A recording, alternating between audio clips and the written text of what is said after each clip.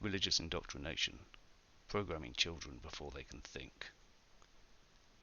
They're too young to vote, too young to drink, too young to drive, but somehow they're old enough to be told what to believe about the creator of the universe, the origin of morality, and what happens after they die.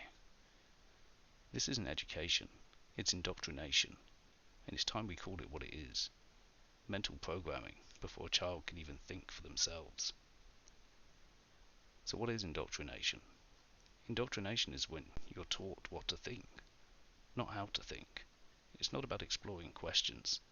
It's about accepting answers, not seeking the truth, but obeying it. And religion has perfected this process by targeting children. Why do they start so young? Because it works. Children trust adults.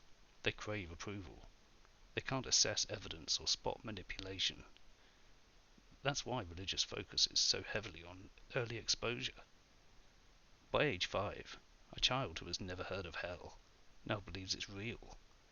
By 10, they're convinced outsiders will burn forever. By 12, they feel shame for normal thoughts and fear punishment for asking questions. It's not coincidence, it's strategy.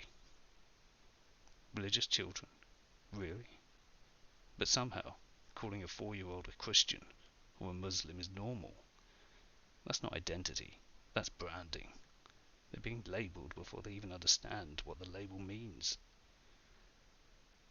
So what are the consequences of religious indoctrination? Children traumatized by fear of hell. Girls taught to feel shame about their bodies. LGBTQ+ youths told their existence is sinful. Victims discouraged from speaking up, being told it's God's plan. This isn't spiritual guidance, it's psychological conditioning. It creates anxiety, guilt, and in some cases, lifelong trauma. Many defenders say religious upbringing teaches morals, but morality doesn't require myths. Teaching children to be kind is not the same as telling them an invisible God will punish them for disobedience. That's not moral teaching, it's behavioral control through fear. But what if you were raised that way? You might be thinking, I grew up religious and turned out fine. Maybe. But how do you know what you would have believed if you weren't handed the answers before you asked the questions? That's the whole point. Religious belief is usually geography and parent dependent, not truth dependent.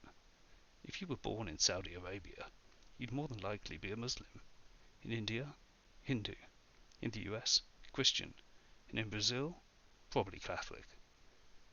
Truth doesn't change based on location. Indoctrination does.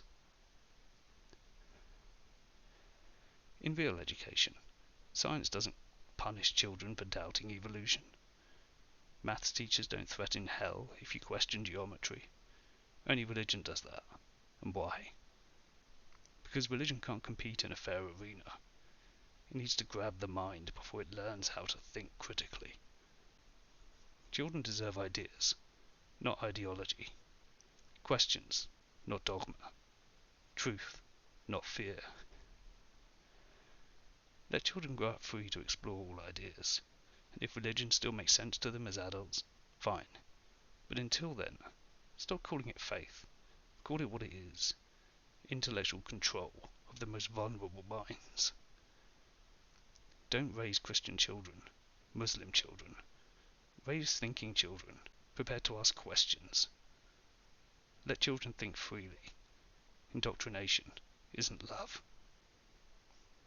If this message resonates with you, like, share, and subscribe. And in the comments, tell me, what age did you start questioning what you were taught?